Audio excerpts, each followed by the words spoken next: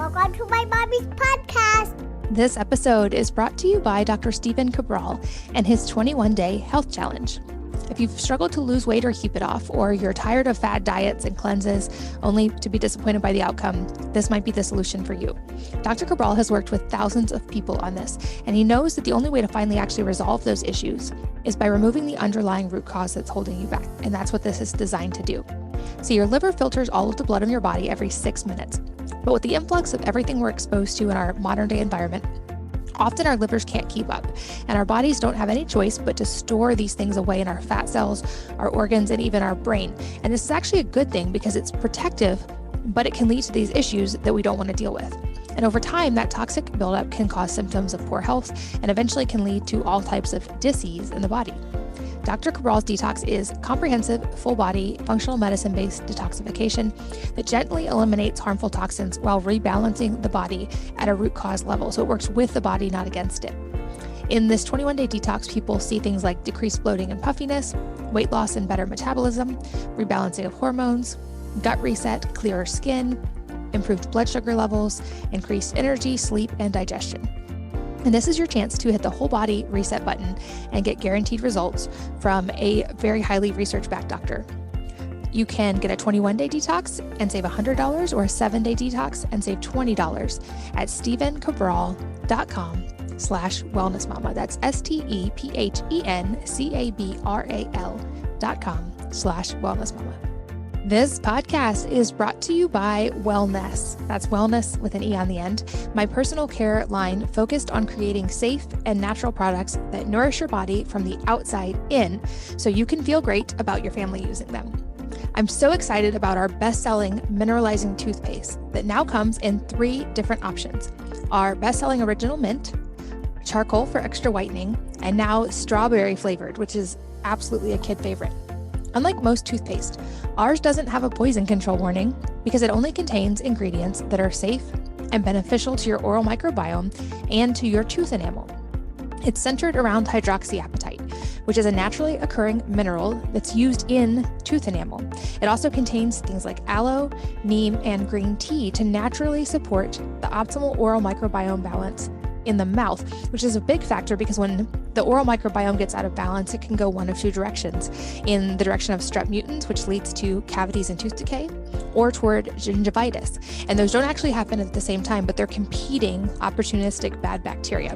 And our formula helps naturally work against both of those and support the natural microbiome of the mouth. Our thousands of happy customers tell us how much fresher their mouths feel and how their teeth keep getting whiter and stronger naturally. I'd love for you to check it out. You can check out our toothpaste and all of our amazing products at wellness.com. That's WELLNESSE.com. Hello, and welcome to the Wellness Mama podcast. I'm Katie from wellnessmama.com and wellness.com. That's wellness with an E on the end. And I'm here with my friend, Dr. Trevor Cates, and she is the author of the best-selling book, Clean Skin from Within, and founder of the Spa Doctor natural skincare line. She was the first woman licensed as a naturopathic doctor in the state of California and was a doctor in several world-renowned spas in Utah. She helps women from around the world with a focus on skin and hormones, and she has been featured extensively on TV. She's also releasing a new book this year, as well as a series online, a docuseries that really goes into how to fix hormone and skin problems from the inside out. And in this episode, we go deep on the funny story of why her mom gave her a man's name, the hormone and skin and gut connection, and why it goes much beyond just acne, how hormones change throughout life, throughout the month, and even with the seasons, how insulin affects skin and hormones, and why it increases sebum and androgens and can lead to acne. The reason there are some places in the world where acne does not even exist, the skin signs that are the first warning signs of hypothyroidism, the link between stress hormones and eczema, and her biggest tips for eczema, acne, and aging, as well as what to look out for in skincare products, the ones you really want to avoid. We talk about sunshine and the real deal on should you wear sunscreen or not, should you get sunlight or not, and so much more. She also goes deep on why she doesn't think birth control should be used for skin and hormone help and the other options she would recommend instead. So we get through a lot in just one episode. And without further ado, let's join Dr. Cates. Trevor, welcome. Thanks so much for being here. Thank you. It's so great to be here with you, Katie. Well, I'm excited to get to chat about hormones and skin health. And this is certainly an area you are, without a doubt, a world-class expert. But before we jump into that, I have a fun note that there's a reason for your name that I think is really funny. And I would love to hear this story. Yeah, it's kind of strange. People oftentimes think they're expecting a guy because my first name's Trevor. And so it wasn't really a big issue growing up with it. But later on, I did start to ask my parents, why did you give me this name? And my mom said to me something really interesting, which was, well, I thought when I was pregnant with you that if you ever were going to write a book someday, it would be easier to get published if you had a man's name and you submitted a manuscript.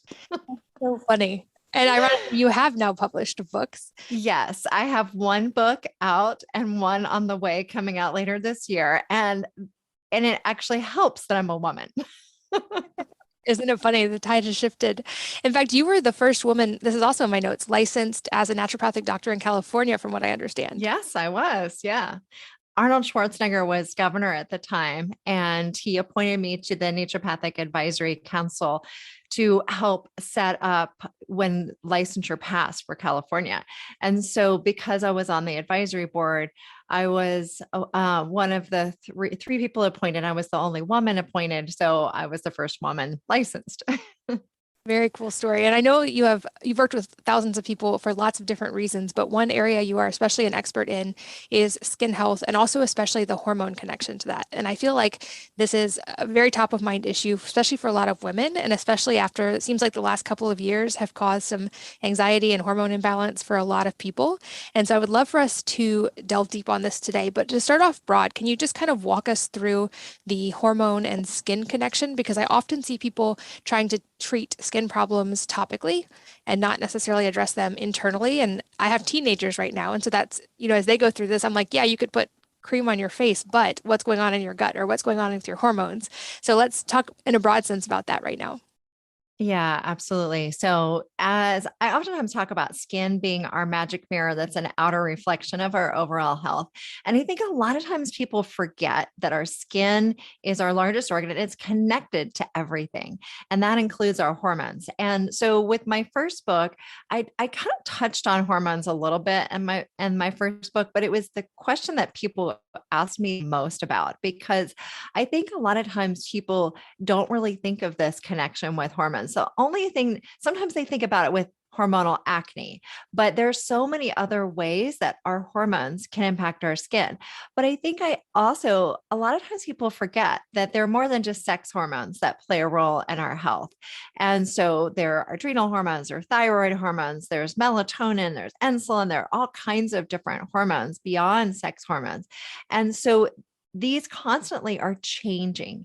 And so we really want to take a look at our skin, because it is oftentimes one of the early warning signs that something is out of balance, including with our hormones.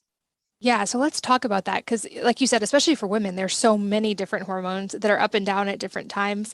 What are some of maybe the main ones to think about and how they can express in the skin? Yeah. And especially for women, like you said, because our hormones change throughout our lives, throughout the month, throughout our cycles. And so it definitely can change. Also, a lot of times people don't realize this, but our hormones change through the different seasons. So with each of the four seasons, with the distance that the sun is from us, that makes a difference in our. And so these hormones really vary. And like I said, they can be sex hormones like estrogen, progesterone, testosterone. They can also be adrenal hormones like cortisol or thyroid hormones. But even sleep, melatonin impacts our skin. And with our blood sugar, insulin impacts our skin.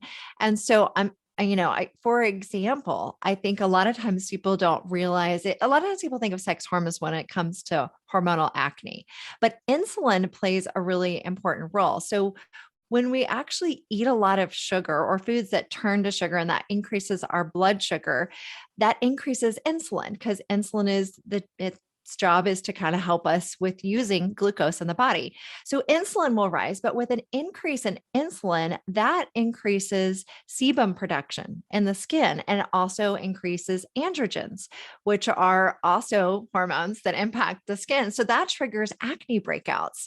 And so I think a lot of times people don't realize this incredible connection.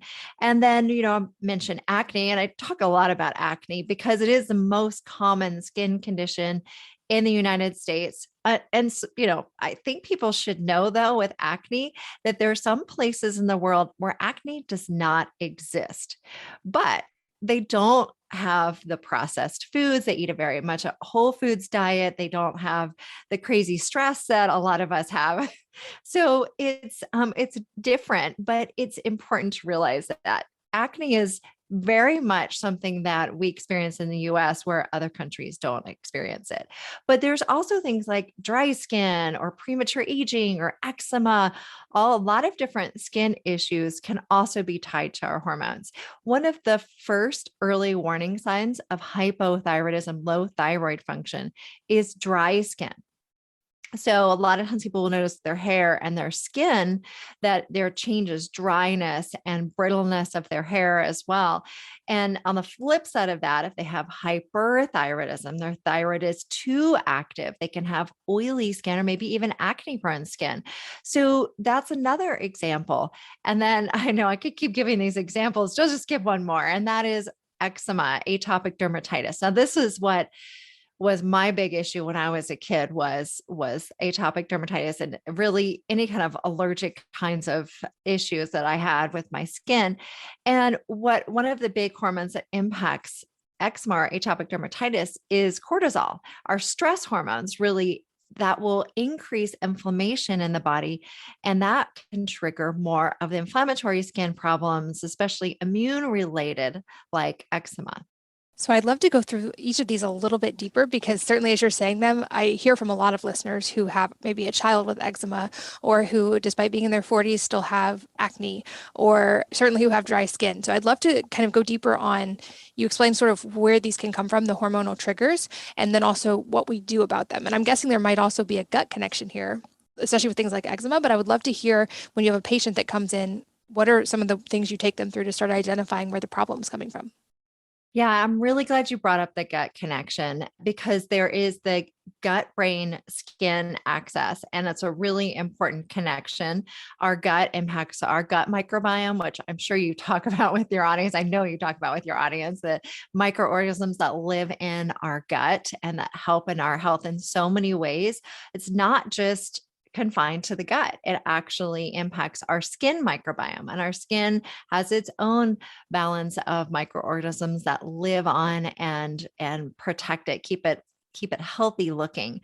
And so, and there's a connection with the brain in there too, which is part of what brings the hormones into it. Because when the gut is impacting the brain, that impacts our neurochemistry and the signals that our body gets to produce for the endocrine glands to produce our hormones. And so when our gut is off, it impacts our hormones. It also impacts our skin. And so it's really important to realize that so that when we are looking at skin issues, we want to address gut health. That's a big part of it. And, of course, we want to balance hormones too. So we talk about eczema, and there is a huge connection with the gut with eczema and the imbalance of the skin microbiome that happens. We really want to get that back in a balanced state. And inflammation is a big part of that. The immune system is not responding really in a healthy way with atopic dermatitis and other skin issues like psoriasis it would be another example of this, where the immune system's, it's more of an autoimmune condition where your immune system's not in the right balance. So really want to work on supporting the immune system, decreasing inflammation, and also managing things like cortisol that can create more of that inflammation. So with my patients, all of my patients, I take a full long history, get to know what is going on with their health, their family history, their current medical history. It's really important to understand the full picture. It's like solving a mystery where you're just trying to find all the little pieces that can help connect you to the root causes. Because within more of a naturopathic medicine or functional medicine approach to skin, or really health in general and disease, is we want to address the root causes. We don't want to just use a band-aid approach. So it's very rare that somebody would come in and I would just give them a topical. I mean, that's just not going to happen, because I'm looking at what can we do both internally and externally. I do both. And I think if you just address atopic dermatitis, eczema from the inside, you're also missing an opportunity. So you really want to come about it from both the inside and the outside.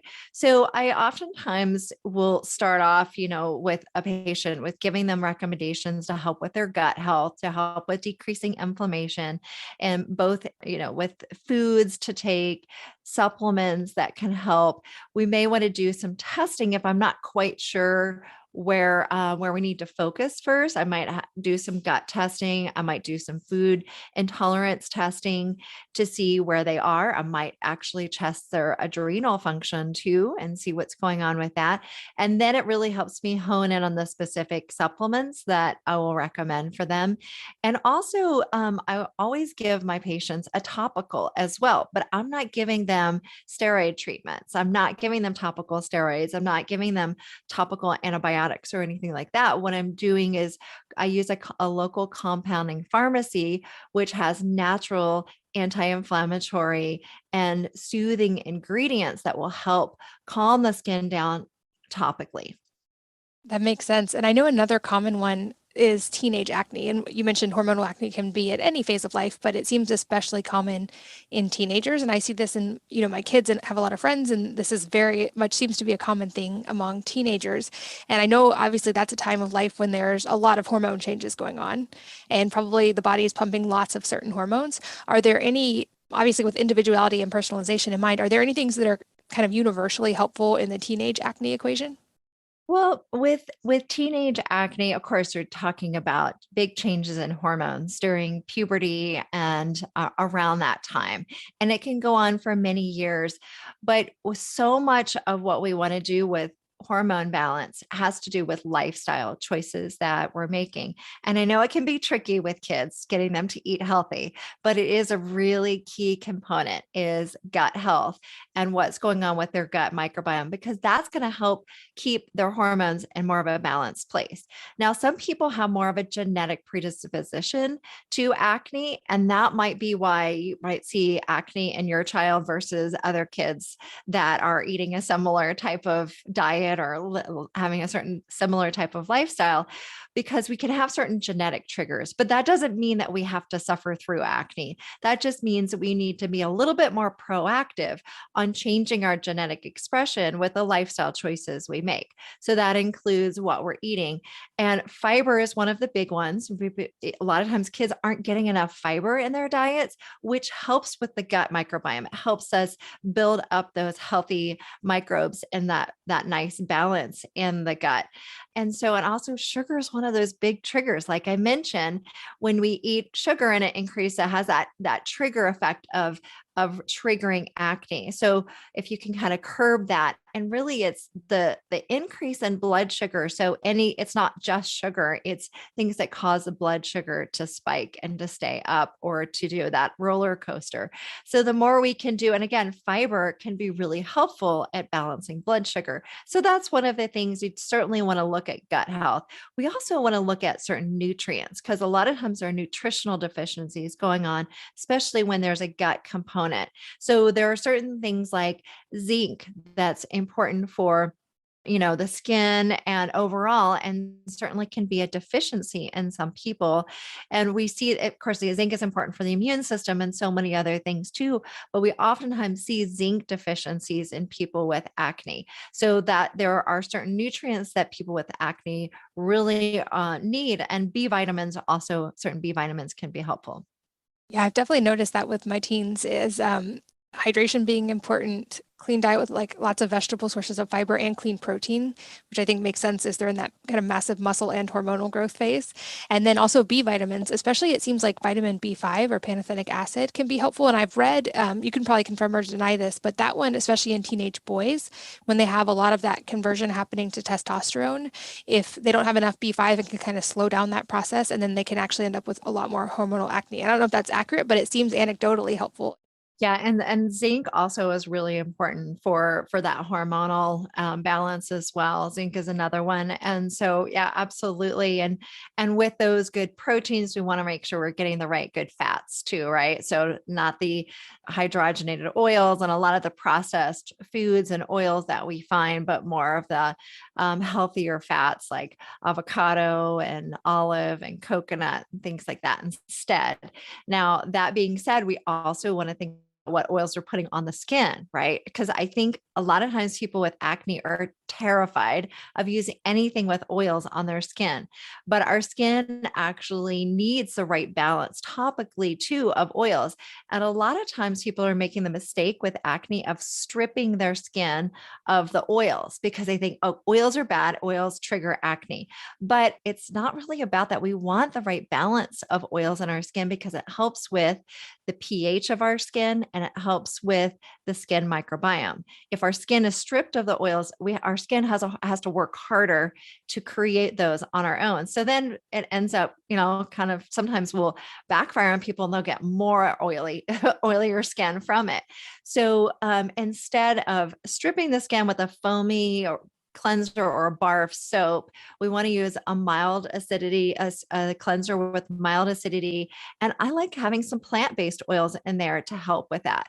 Now, the trick is you want to make sure you're using one that has the right pH because high pH can worsen the skin microbiome issues because our skin needs a mild acidity to it. That's really good to know. And also another area that I know is top of mind, and it certainly is for me as I get older, is the anti-aging side. And this is an area where I see a lot of women who take the topical route and have a skincare routine, which is great and obviously very important. But I would guess there's a whole lot we can do internally here as well. And I've certainly seen this. Some of the people that I see that seem to not age or age backwards, they have really nutrient dense diets. They're getting natural light in the right way. There's a lot of other factors that come into play. So for anyone for whom anti-aging is top of mind, what are some of those steps that you look at and maybe some tips they can use? Yeah, absolutely. And there are hormonal changes that happen as we age, big shifts and changes at different phases of our lives that can impact the aging of our skin. So whatever we can do to kind of keep our hormones more balanced and help us ease through certain transitions is going to help our skin also. But when we look at one of the big things with aging in our skin are having to do with oxidative damage. So that is having to do with excess sun exposure or toxin exposures. Those can speed up the aging process. Aging alone creates oxidative damage in the body, which is really kind of a cruel joke. But what we can do is we can consume more antioxidant fruits and vegetables, antioxidant plants in our diets, and then also using skincare products topically with antioxidants. And another big thing that changes is the collagen in our skin starts to break down with age. Now, this oxidative damage does speed that up. So when we enjoy the antioxidants, that can help with that, but also consuming certain nutrients like vitamin C helps naturally boost our collagen. People might want to consider people that eat animal are okay with eating animal products that might want to consider taking collagen peptides or drinking bone broth or eating things with collagen in them, because that could potentially help with since we're losing collagen, just kind of help support the body. And we need collagen not just for our skin, we need it for our gut, we need it for our joints and so many other things. Our hair and nails need them too. But those are some of the big things. And being mindful of your exposure to toxins is a big part of this. And I think one of the things that happens as we age is a lot of women are using more topical skincare products, right? As you mentioned, they're putting all this stuff on the outside, but it's important to look at what's in your skincare products, as a lot of them are loaded with endocrine disrupting chemicals, hormone disrupting chemicals. And as you're using more and more of these at a time when your hormones might be more likely to be out of balance, it's just going to add more fuel to the fire. I'm so glad you brought up the toxins in skincare because I know from the statistics I've seen, women are exposed to so many more of these than guys because we use so many more products on average. And this was a big reason for me in starting. I have a company that has toothpaste and hair care for the same reason is what goes on our body goes in our body. And people often don't necessarily think that through. We know what we eat gets in our body, but we don't think about the trace amounts of things in our skincare and how big of an impact those can have. And this seems especially true in a lot of skincare products. And there seems to be a lot that people turn to because they work. And I know women don't want to make the trade to natural and sacrifice their skin looking good, but thankfully now there are so many amazing options that are both natural and that work. Are there any like really big offenders people should watch out for in skincare or just kind of good guidelines of things to avoid or to look for? Yeah, absolutely. And it is really unfortunate that the FDA doesn't regulate personal care products the way that they do in Europe. In Europe, they banned over 1,000 ingredients in personal care products, where in the US, there have only been about 11 ingredients banned at this point. And so it's really up to us as consumers to take a look at what's in our personal care products. And I'm so glad that you are now making products. I know you also have a lot of great DIY skincare and personal care product recipes on your website. I think so. It's fantastic. I love that you're doing that. I'm big on that too. And it's why I created the Spa Doctor skincare line, because I was working in the Waldorf Astoria spa, seeing patients out of there, and they were used to a certain level of experience of skincare products and a certain scent and a certain, overall experience. And I'm not going to use natural. I just don't want to use it. And I had to convince them to avoid these endocrine disrupting chemicals and educate them on the importance of it. But then they were like, but Dr. Keats, they don't work. These natural skincare products don't work. So that's why I created my line, because I started looking at the research and what was missing in a lot of these products, and that the importance of the pH of products and what we can do to help support the skin microbiome. So avoiding toxins in skincare products is really important. But the good news is that they can still be effective. So just because they're natural I want to bust that myth right from the get-go, that natural, it is true actually that natural skincare products can work. They just need to have the right pH. They need to have natural actives and things that support the skin microbiome. But I know you asked about specific toxic ingredients, and there are a lot of them to avoid. And there are resources. I know you have some on your website at thespadoctor.com. We have resources in my book, Clean Skin from Within. Environmental Working Group, ewg.org is another great place where you can go and look for natural skincare products. Our products are EWG verified, but I'm just going to give you 3 to start with, to start thinking about how you can start cleaning these out. Because if I give you the full list, you're going to be overwhelmed. But I'm going to give you 3 to start. And the first one is fragrance. And fragrance is listed on products as a single ingredient, but it's certainly not a single ingredient. Most fragrances that are loaded full of endocrine disrupting chemicals. Now, just to be clear on what these are, endocrine disrupting chemicals are known as hormones. They're hormone disrupting chemicals. So they will bind to receptors, hormone receptors in the body, and then they can mimic or alter the way that hormones function in the body. So our bodies will actually think that they're getting more estrogen. And so our bodies will respond in a certain way. For example, but really not just estrogens, but thyroid and adrenals, and even, changing insulin, all kinds of different things in our bodies. So it's really important that we do everything we can to avoid our exposure to that, because it's inevitable we're going to get some exposure, but we focus on the areas where we have the most control, which is like our personal care products, because we get to choose what we put on our bodies. Nobody's forcing us to use skincare products or hair products or deodorants or whatever. We get to choose that. And so we can choose ones that are free of endocrine disrupting chemicals. So with fragrance, one example is diethyl phthalate, DEP, and it is a plasticizing agent that's used in fragrance. You won't see it on the label because it's hidden under the fragrance, but this is a well-known endocrine disrupting chemical. It's been shown in studies that it shows up in human samples and urine samples, and it is known to create these hormone disrupting lasting effects. So it, really is one that in so many products, we find fragrance and personal care products, as well as cleaning products and so many things in our home. So trying to go fragrance free or using ones with natural alternatives like organic essential oils, like we use in the Spa Doctor products. I'm sure that's what you use in your products as well. Much better alternative, because with organic essential oils, you're avoiding a lot of these concerns, and you're also adding in health benefits. So when you can think more of your personal care routine as part of your self-care when you have things like organic essential oils and you're breathing them in, and they're actually helping you with your mood.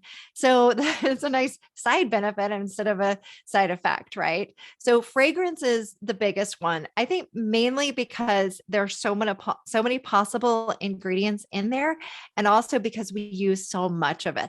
So that's the first one. And then another one is some of the sunscreen ingredients like oxybenzone. Oxybenzone is probably the number one that we have that has the most research on it, that we're most concerned about. But there are other chemical sunscreen ingredients as well. It's another one of these endocrine disrupting chemicals. It's been, of course, taken out or being banned in certain places because of concerns with the environment as well, and the impact that it can have in our environment. Well, it also has an impact on our health. Again, there are better alternatives, right? So there's zinc oxide is a nice alternative to something like oxybenzone. So zinc oxide is a sunscreen ingredient, natural sunscreens that you can find pretty easily. And then the third one that I want to focus on is parabens. And surprisingly, I know a lot of people talk about parabens, and they've been removed from a lot of skincare products, but surprisingly, they're still in some products, and even some that are so-called natural.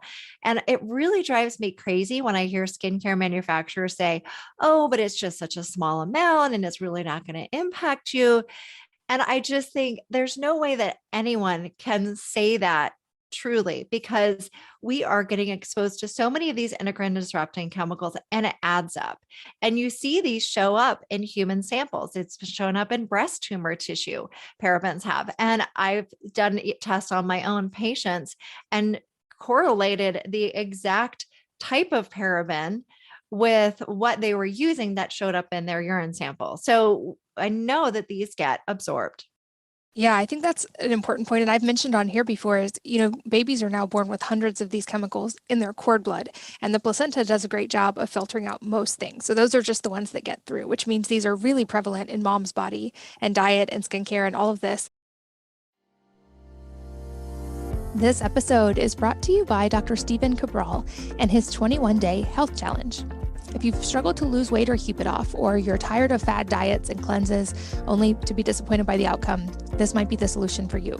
Dr. Cabral has worked with thousands of people on this, and he knows that the only way to finally actually resolve those issues is by removing the underlying root cause that's holding you back, and that's what this is designed to do.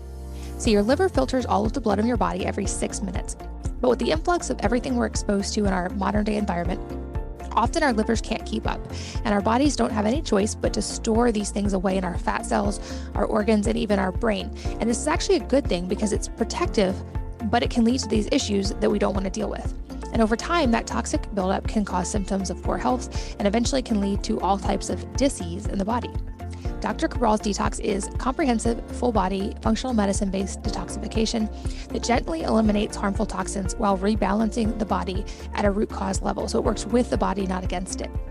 In this 21-day detox, people see things like decreased bloating and puffiness, weight loss and better metabolism, rebalancing of hormones, gut reset, clearer skin, improved blood sugar levels, increased energy, sleep, and digestion.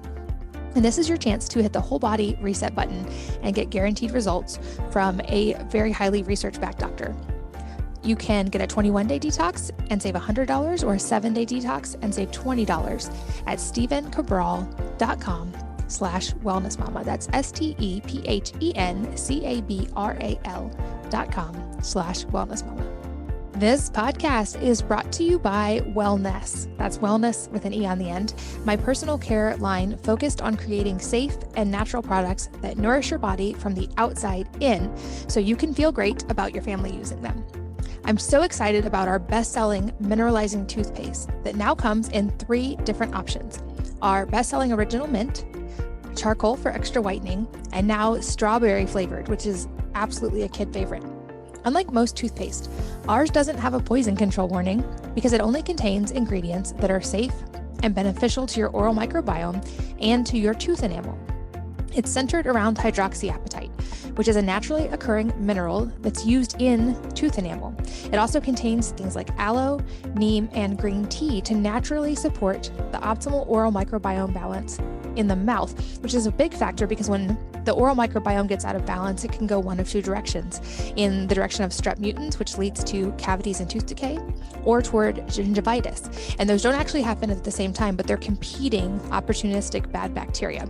And our formula helps naturally work against both of those and support the natural microbiome of the mouth. Our thousands of happy customers tell us how much fresher their mouths feel and how their teeth keep getting whiter and stronger naturally. I'd love for you to check it out. You can check out our toothpaste and all of our amazing products at wellness.com. That's WELLNESSE.com. I also love that you brought up that idea of, people think, oh, it's just a small amount, but yet we take, 1 capsule of ibuprofen and expect it to take away our pain. Like a very small amount of a chemical can have a very big impact on the body.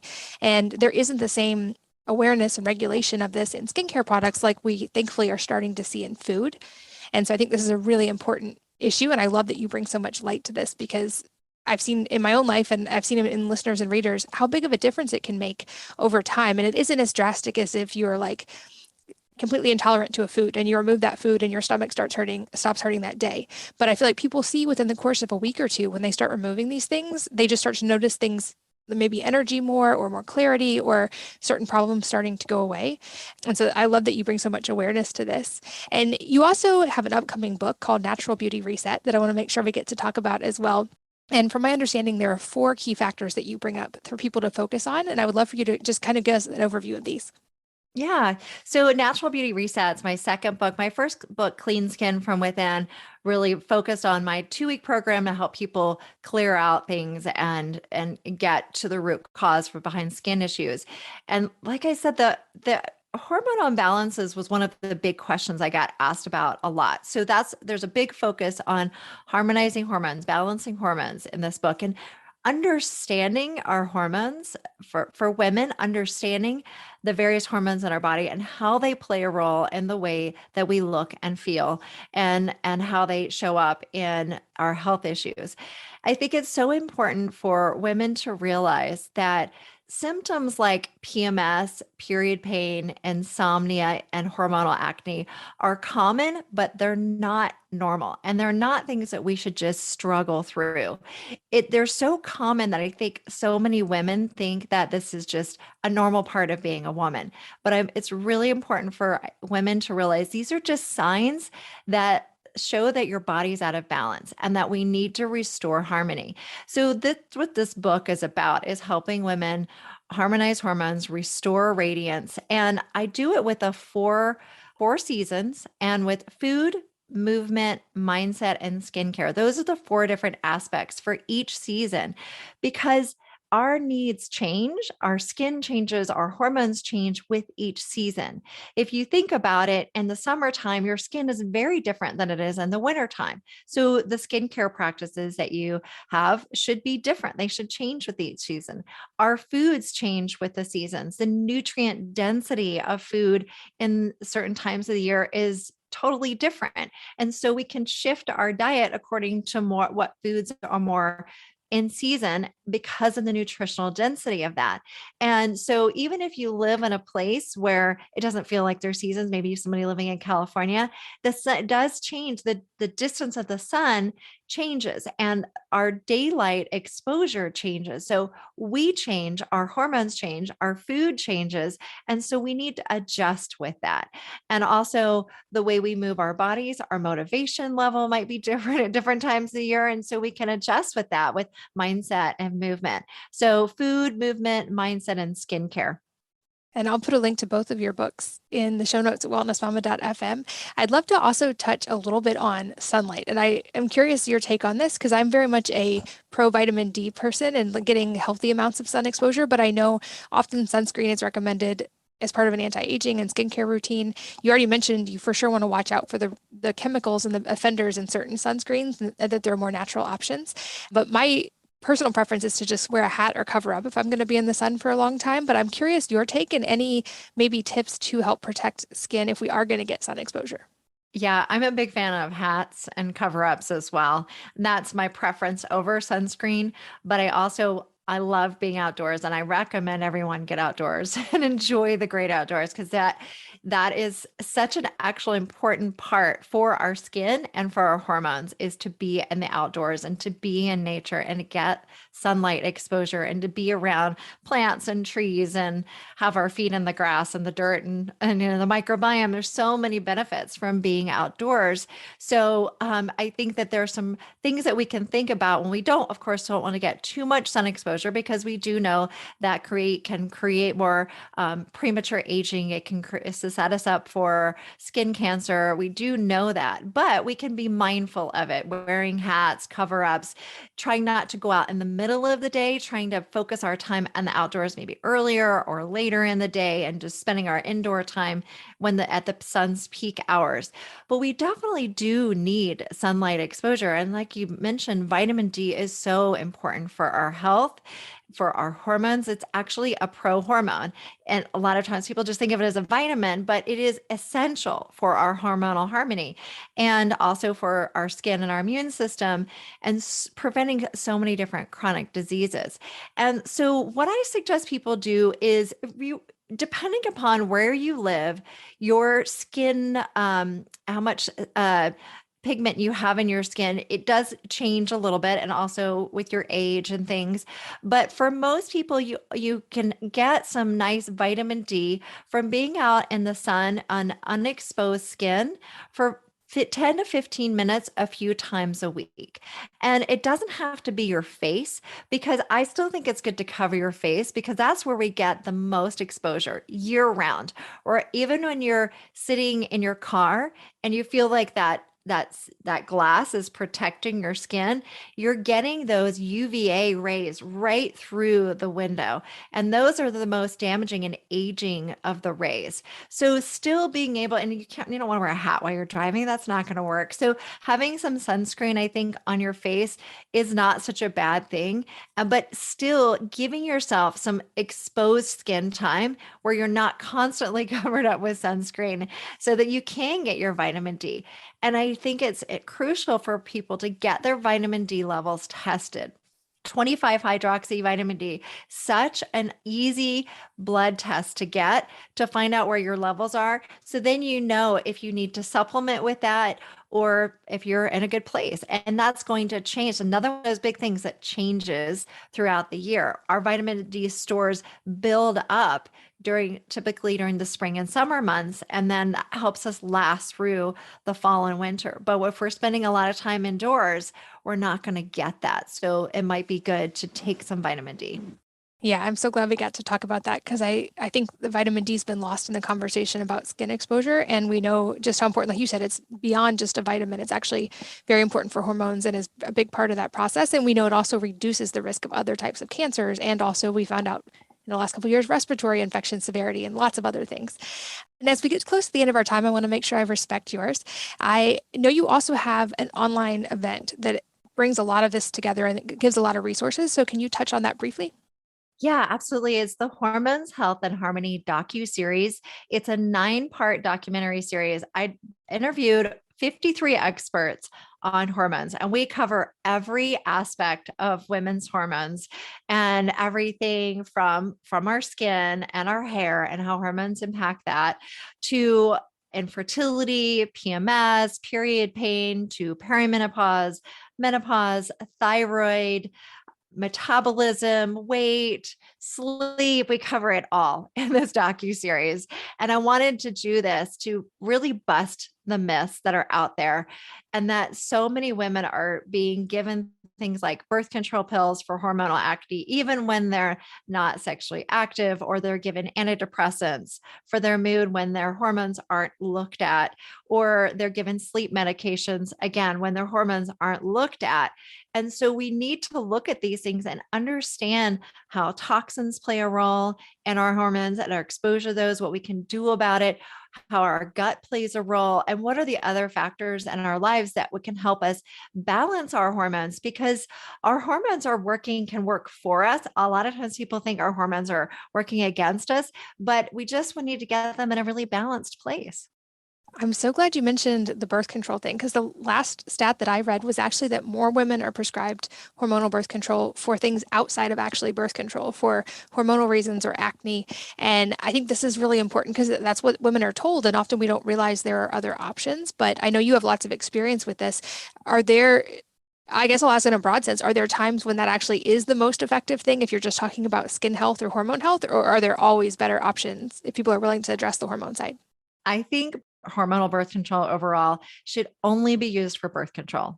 I think that's the only time that should be used. There are so many other options for hormonal acne and PMS, period pain, perimenopausal symptoms. And I think it's so unfortunate that birth control pills are given to so many women. And that's, again, partly why I wanted to do this docuseries and have the book, to help women understand what their other options are and how to talk to their doctors about this, and really dig in and understand, because it's important to realize that birth control pills come with a number of downsides to them. They're given to create hormonal balance, but they actually create more hormonal imbalances.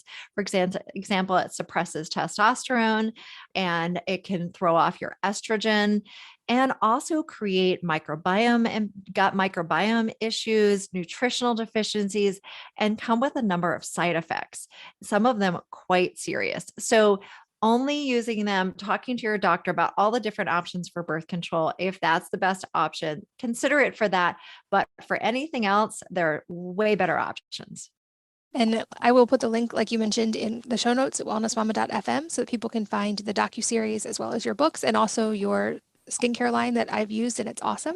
And lastly, before we finish up, a couple last questions I love to ask. The first being if there's a book or number of books that have profoundly influenced your life, and if so, what they are and why.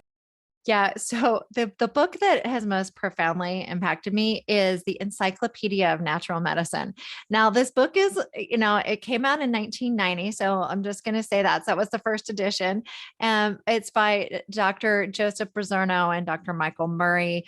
They are both naturopathic physicians. So it greatly impacted my path to become a naturopathic physician. When I found that book before I went to naturopathic medical school, I was so excited to see something like that. And these two doctors are now good friends of mine. So I love their work and continue to admire them. That's a new recommendation. I'll link that in the show notes as well. And then lastly, any parting advice for our listeners today that could relate to something we've talked about or be entirely unrelated? Yeah, I think it's really important to start really thinking about the daily choices that you make and how it might be impacting your skin and your hormones. Start thinking about the personal care products that you use, the cleaning products in your home. How could these be impacting your hormones and your health and your skin? And what are some simple changes that you can make to start improving these areas? And sometimes it's skincare, sometimes it's food, and sometimes it's what are you bringing, possible toxins you're bringing in your home, but try and start making steps today. And the more you make of the ones on a daily basis, those are the most important. Like, what are you exposed to on a day-to-day basis? And start with those. I love it. Trevor, thanks so much for your time. It's always so much fun to talk to you. I feel like we've got a lot into one episode, and I'll make sure there are links so people can find you and keep learning from you online. Thank you for being here. Thank you, Katie.